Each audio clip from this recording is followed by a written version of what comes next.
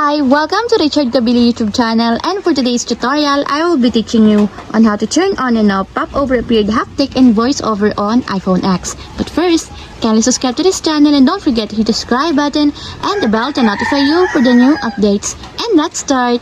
Using your iPhone X, from your home screen first, go to Settings. Then in the settings, scroll down and find the accessibility, then tap. Then in the accessibility, go to vision section and then tap the voiceover.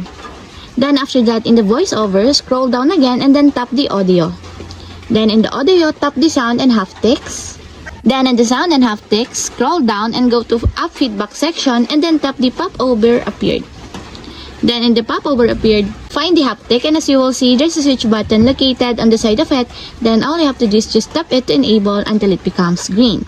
And if you want to disable or turn off, just tap again the switch button, just like this.